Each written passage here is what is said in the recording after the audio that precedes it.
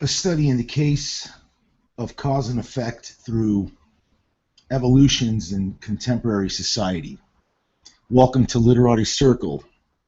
I will be speaking about the self and the collective morals and ways in which we evolve. We will be focusing on two specific structures, again, the self and the collective. The collective has to speak for the self. It is unaware of its being. The idea of evolving from a monosingular, rather a monarchistic, rather an empirical government that evolves or had evolved to a democratic republic is an interpretation of the evolution of the collective sense to speak for the collective rather than to speak for the empirical self, which was the king, and he had a kingdom. He was the grand kin of the dome of the country. Now, it is in the self, the equivalence, the sameness, as was the empirical collective from days past. The self is the sense of the private and the collective in the structures and orders for and by the public. Now, this is a definition of a democratic republic, whereas the dollar or the money, a barter device of civility, distributed equilaterally, and the significance to that was that it would be used for the self governed by the collective, not for the self governed by the self, which again I refer to the self as being the empirical self. Now, on structural relationships, we look at three parameters. The first is a contextual parameter, which is the relationship we have at the moment with ourselves and the world. The second is a conceptual structure. The conceptual strand is the way we understand our contemporary society and how we,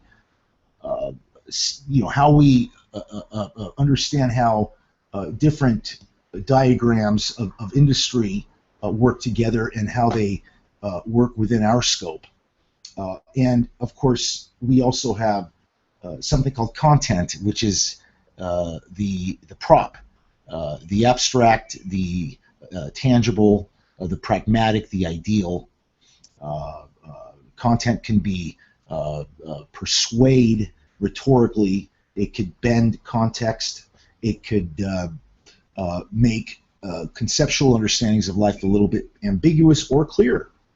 And so we look at these three structures and their relationships and how these relationships have been evolving in our surroundings. For example, content is language itself, the physical language, the signifier, the concept, the idea is the relationship with the collective, the rhetorical argument. And the argument is a concept that is needs or inherits content and needs to survive that way. Now, context is important because we have to make that particular content relative to ourselves. And the last would be the idea of syllogism. In comprehending circumstances or circumstances that are out of our control, a person has to understand his ways or her ways. And so if the person is not learned in his or her control of comprehension, then the comprehension will control that person. And the way I see this symbolically would be, for example, archetypes, the McDonald's sign, the posters of war is hell, anything that we understand that everyone else understands. This design is a design that our comprehension is subjected within, and I call that syllogism, the idea that there is a collective, there is many of us who are subjected to an archetype, to a known persuasion through symbol, is syllogistic. And that would conclude our part 1 of contemporary societies and collective structures.